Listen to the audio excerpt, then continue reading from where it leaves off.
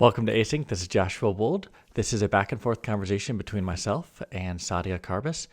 And I just love multiple takes. I'm at the stage where we're getting used to video. We've been doing audio for a long time. Just had some video issues, but I'm back. We'll see if this one runs through all the way. I accidentally actually posted a episode of this to a different podcast yesterday and had a friend call me up and let me know. So this has just been a technical week of wonderful things. All right, I want to follow up on your previous episode. I had not heard of the Blackmagic app in that way, so I'm curious to try it and see, because I do have two iPhones as well, an old one and my current one.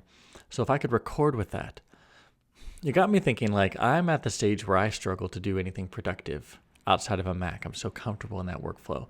And I've at times attempted to switch away and to go iOS or iPad, and I've heard others who have as well. So I respect that a lot. I think that's very interesting, and I see, it sounds like you're close. You're very close with the Keynote thing and being able to plug it in. That's a huge time saver.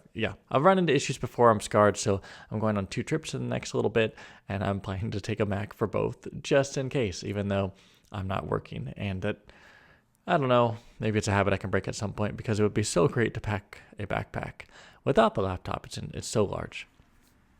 Which does make me wonder, what if Apple re-released the 12-inch MacBook? Wouldn't that be fantastic? That was such a cool device. Incredibly underpowered, overheated. But what if in the world of Apple Silicon, we got one of those? It's 12 inches, incredibly small, slips into any bag. You have it on the go. It's smaller than most iPads. That'd be interesting if we could do that again. With Cal Newport, I have been, with deep work, to follow up on that, I'm trying to live that. I almost have to reread it, remind myself that to be my best version of me in the work I do, I've got 3 to 4 good hours in me in a day for that. And then, you work the full work day. And if you think that you're fully creative for all of that, you're either going to burn out or you're not being honest to yourself. And so I try to figure out the time where I am most valuable. And I try to disconnect from any calls, any work, and just focus in on that. And then the rest of my day is as I need for calls, etc. I think that's incredibly valuable to people. When younger people, or maybe others of our age, don't realize that it can lead to burnout. If you just think, I'm going to burn the candle at both ends indefinitely, forever, it's not great. It doesn't lead to long-term fulfillment. And there's an aspect of that. Yes, I want to build a career. I want to make money, but I also want to spend time with people that I care for. So what's in my pockets? All right, when I travel, let's say I'm going just on a date. I'm just going to town. I will carry AirPods, my iPhone, my car key. I still have a fob, my wallet. I was using a MagSafe wallet, but I kept demagnetizing the credit card strip on it. So I have just a tiny little wallet. And then I actually will generally carry with me a sling bag. I don't know what you call it in Australia, but it goes over your shoulder, single strap, a single sling. And inside that, I will carry a water bottle and usually my iPad mini, just like if I'm, going to go anywhere. Maybe I want to do some sketching. I rarely ever use it, but I've got a water bottle. If you're on camera, I've got this flask that I carry around with water. And then I usually chuck all that stuff in there so my pockets are empty.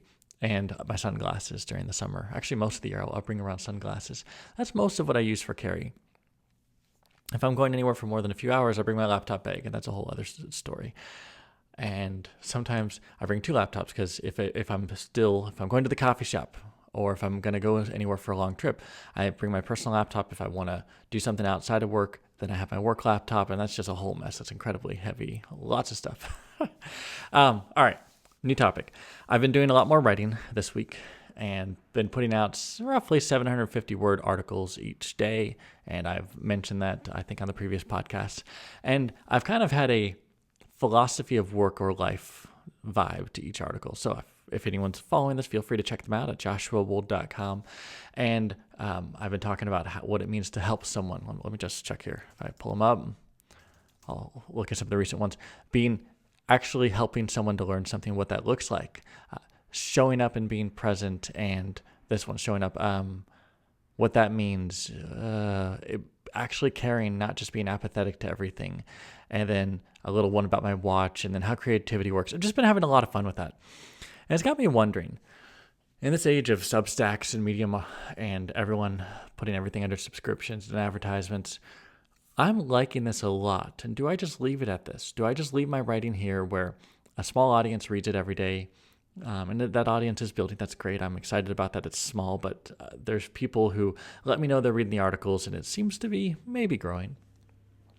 Or do I try to do more? Do I try to build that audience, try to make some money off it? And the answer is probably not, but I wouldn't be opposed to it. It would be nice to have some kind of a audience of people who let me know they appreciate it in a way that is meaningful for me to keep on going. Does that make sense? Kind of like why, if I built an indie app, I would want to charge for it to like make it worth doing on the side. I don't know. I think you get what I'm saying. I'm doing this thing as a hobby very much, but I don't necessarily need to monetize my hobbies, but I'd like it to grow in some way. So this, as you've known me, it seems like I'm always on some cycle of some little venture on the side somewhere that I'm seeing if it'll go somewhere, and almost none of them do, but I keep trying. I keep experimenting. Random final topic. Do you use, in Australia, bidets? It's almost unheard of here in America. I don't know anyone that does.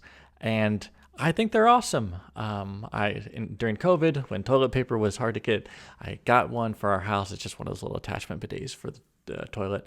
They're fantastic. So without going into any details, I'm a huge fan. If someone's watching this and isn't sure, check them out. I think they're we're not going into details. They're just great.